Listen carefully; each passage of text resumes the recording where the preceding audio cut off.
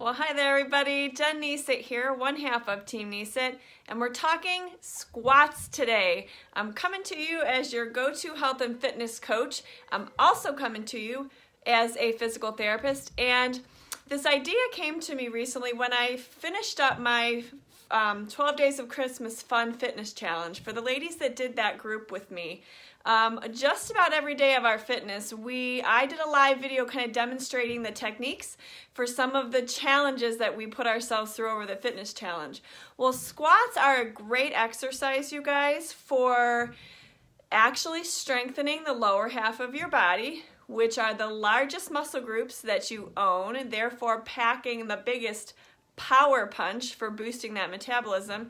But they're a little bit technical, and so my purpose for today's tip of the Tuesday for you is to give you a little lesson on how you can do squats safely and correctly. Probably a few years ago now, one of my colleagues and I presented for the Northeast Running Club on kind of injury prevention for runners and that sort of thing. And hi friends, if you're joining, please say hi. I see Jeff and Judy. Let me know that you guys are here. If you are watching live or on a replay and you regularly do squats as part of your fitness routine, will you put a number 1 in the comment section below for me? That'll help me know how many people are doing some strengthening with their body weight for those of you that follow me. So actually in this course that, in this talk that I gave with my colleague, we kind of researched a little bit. We wanted to come from the physical therapist perspective to teach runners maybe some things that they could do to strengthen and to avoid injuries. So we had done some research, and it kind of, I believe, is a commonly held misconception that runners have bad knees, right? Runners tend to develop arthritis in their knees. And actually the research that we did not support that at all. Actually, runners do not have increased incidence of arthritis in their knees. It is a pounding sport, and so once you've had a surgery such as a hip replacement or maybe even a knee replacement, it isn't always recommended that you resume those high-impact sports. But to be honest with you, the sports that had the highest amount of degeneration or arthritic changes in their joints were athletes that participated in rotation type, in joints that rotated. So for example, swimmers, that shoulder is a ball and socket joint, and when you swim and those arms are rotating and rotating, the rotation or shearing forces tend to have a more degenerative effect on the joint rather than the pounding of running. I think Nemo needs to get out. Okay, bud. Go ahead. And that's live video. I'm hiding upstairs because it's Christmas break, so my kids are home. Okay, so I want to get to squats. So here's what I have for you.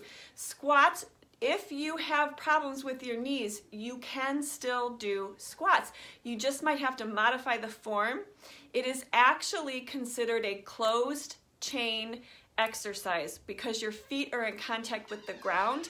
There's actually less force put through the knee when you do a closed chain strengthening exercise like a squat, rather than when you do, let's say, a straight leg raise with your leg in the air, or a long arc quad, we call it, like if you're, or a knee extension if you're lifting weights, heavy weights on those machines sometimes when you're just kind of kicking up into free air, that's open chain. Closed chain is safer for joints in the legs in terms of preventing our, compression forces. Closed chain is safer than open chain. So here is the correct way to do a squat. I'm going to raise the camera up and I'm going to demonstrate and give you a little physical therapy lesson. That might be as high as I go on how to do squats. We'll give this a try. If you guys are still watching and you can hear me, can you give me a thumbs up in the comment section? Thumbs up if you can hear and see me. Okay, so I'll demonstrate from the side. What you want to do is you want to start with your feet about shoulder width apart. Okay? So feet are shoulder width apart. Now you can do a wider squat, which is like a sumo squat if you're going to kind of come out here into like a plie position with your toes pointed out. But for a traditional squat, we're just going to keep our knees, our hips just about underneath our feet, just about underneath our shoulders, okay? Always want to engage your core, draw your belly button up and in towards your spine. That helps make it a core exercise, which your core is basically the center of your body. Abdominals, glutes, quads, and hamstrings. That's your core, it's your center, okay? So feet are shoulder width apart. You're going to shift your hips back so that it looks like you're gonna sit into a chair, okay? And then you squeeze as you come back up. Now, if you wanna actually focus on differentiating between your quads and your glutes and hamstrings, you gotta drop it like it's hot. You gotta drop it lower, and then as you come up, you literally squeeze your glutes, and that's gonna help lift that booty and give us nice firm hamstrings and glutes. So you drop it down and you lift it up. Another thing that I wanna show you is a technical point, okay? A lot of times you see people squat like this. And when you go down, you actually almost lay your chest down on your thighs. That is incorrect. That is actually often a sign that you are tight in your calves. And so the best way to do this is to set yourself up where you can see yourself like a reflection. So we call that excessive forward lean, excessive forward trunk. And that's a sign of tightness down the backside of your body, maybe in your calves. So I would say focus on doing some stretching, downward facing dog, wall stretches to stretch the back of the body, or simply limit your squat to a range where you can keep your chest up, like you're getting sun on the front of your chest, okay? So this is incorrect. You almost should be able to see a parallel line that goes along my upper body from my shoulder to my hip, should be parallel to the line from my knee down to my ankle.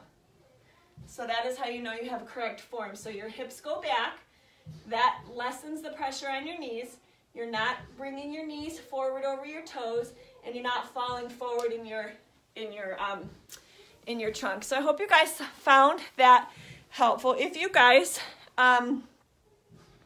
have questions, if you want to videotape yourself doing some squats and send them to me in a message, you could do that. But squats are a very effective core strengthening exercise. They're going to build muscle in the lower part of your body. Women, don't be afraid.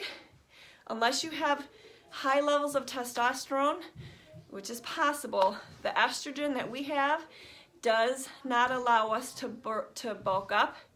And I see more friends logging on, Teresa and Reggie. Hi. Squats are an excellent way to gain strength, especially as a runner, to boost your metabolism.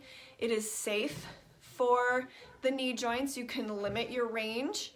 And it is closed chain, so there's less compression going through those knees.